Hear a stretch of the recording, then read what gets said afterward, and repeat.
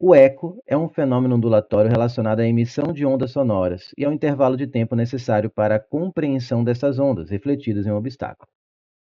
Beleza, basicamente você tem o quê? Uma paredão, normalmente quando tem um eco, você está num canyon, uma coisa assim, ou às vezes numa sala vazia mesmo, vai ter uma parede a uma certa distância, você grita lá, ei, essa onda vem até o paredão, sofre, atinge aqui o paredão, sofre reflexão e volta até seu ouvido. Aí você escuta, ei, ela te devolve o som, tá? Tem que ter um certo tempo de intervalo para o nosso ouvido perceber que são dois sons diferentes. Por isso que quando está num lugar com muito obstáculo, por exemplo, num quarto com muitos itens, ou mesmo numa sala menor, você não escuta o eco assim tão claro, repetindo a sua voz. Então tem que estar uma certa distância, porque tem um tempo mínimo de ida e volta, porque senão seu cérebro para você é um único som. Ou dá só um som meio tremido, mas não dá aquela, como se fosse uma voz se rebatendo o que você falou, né? O eco mesmo, tá? Então, basicamente, você vê que essa questão é uma questão de movimento uniforme, mas ela está no âmbito da ondulatória, do som. Mas você vai usar só V igual a delta S por delta T, né? Vamos lá, entendeu? Então, ele vai percorrer uma distância D na ida, outra distância D na volta, é uma reflexão de ondas, tá?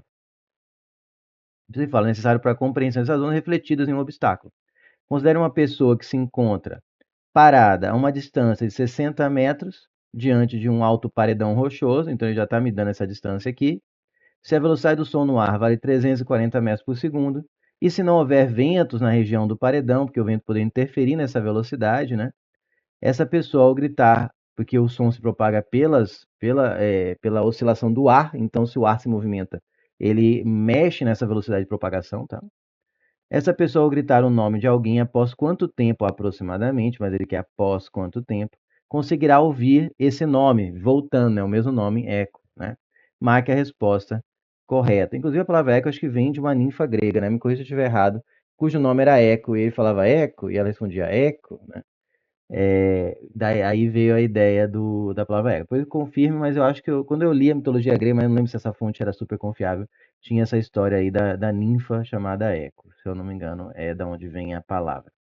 Bom, pode ser, espero que não seja um absurdo isso que eu estou falando, mas eu acho que quando eu li isso foi num livro mesmo, foi antes de ter muita internet, então se veio fake news, veio de um livro aí. Eu acho que essa história tem pelo menos um certo grau de veracidade. Veracidade sim, não, é um mito, né? Mitologia, mas que veio de uma fonte confiável. Mas fiquem abertos. Bom, é, vamos lá.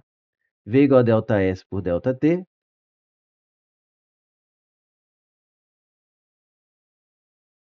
E eu tenho o tempo, eu quero o tempo. Então eu vou isolar o tempo, vai ser delta T.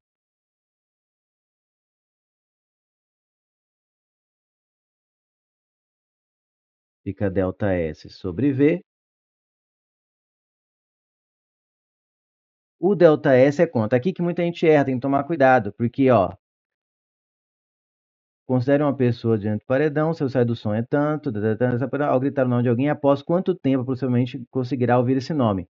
Ao gritar o nome de alguém. Então vai desde a hora que ela grita até voltar. Então o delta S são dois Ds. Ela vai, o som tem que ir 60 metros até o paredão, que é a distância da pessoa e o paredão, e voltar aos 60 metros. Então, a distância percorrida, até não sei se caberia aqui o ΔS, seria, porque ΔS é a variação do espaço, né, e aí seria zero. Talvez seja mais preciso eu colocar aqui o termo D de distância. Vou colocar D maiúsculo para não confundir com o D minúsculo que eu desenhei, que eu coloquei no desenho, porque eu vou somar a ida e a volta, que é o total do percurso, tá? Então vai ser 120 aqui, 60 mais 60. E aí muita gente erra aqui e coloca 60 e acha só o tempo de ida, mas o eco é a ida e a volta. E a velocidade é a velocidade do som. Pronto. Simplifica aqui por 10, ainda dá por 2, ó, aqui fica 6 e aqui fica 17, né? Então agora também mais uma continha. Falei que essa aula tinha continhas mais, já parece que é ondulatória. Quem cria as questões não se preocupa muito com as continhas. A hora que você dá pause, treina a conta aí, papel e caneta e dá play depois para ver se acertou. 12, 6 sobre 17. Cadê minha colinha aqui que eu fiz antes de gravar a aula? 6 sobre 17 dá aproximadamente 0,35. Então, eu vou colocar aqui, ó, 6 sobre 17. Isso dá aproximadamente 0,35. O quê? Os segundos, né? Porque eu usei metros e metros por segundo. Então, esse tempo já dá em segundos. As alternativas estão em segundos, então você fica com a letra C de casa.